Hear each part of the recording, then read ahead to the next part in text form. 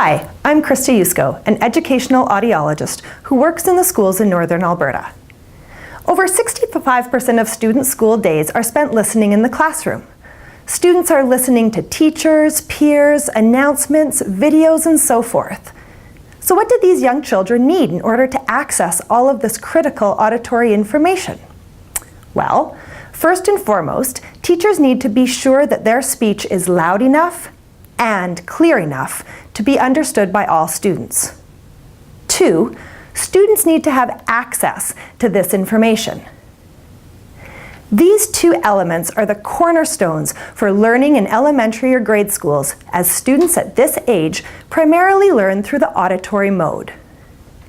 Now let's dig a little deeper into hearing and listening in the classroom. How else can we help young ears and brains to understand and process all of the auditory information presented in a classroom?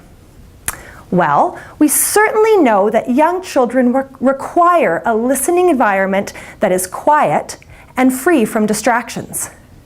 Young children also require a louder speech signal, a slower rate of speech, repetition of information, and more processing time.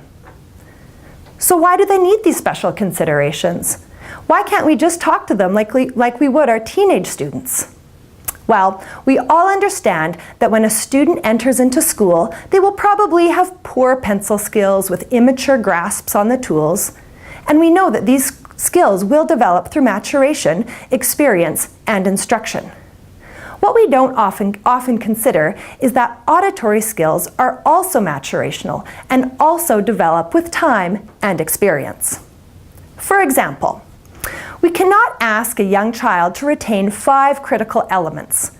This is because the part of their auditory cortex responsible for auditory memory is not yet mature. Young children are also unable to pull out speech when listening in the presence of background noise, as their auditory figure ground skills have not yet matured.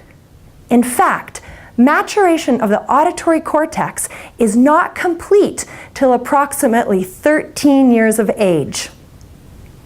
We do not expect children to talk like adults or write like adults, so why do we expect that they hear like adults? They do not. We need to be aware of these maturational effects of the auditory system, look closely at the listening environment and how information is presented before identifying students as inattentive, distracted, or off task. I invite you to view the following websites for more information about hearing and listening in the classroom.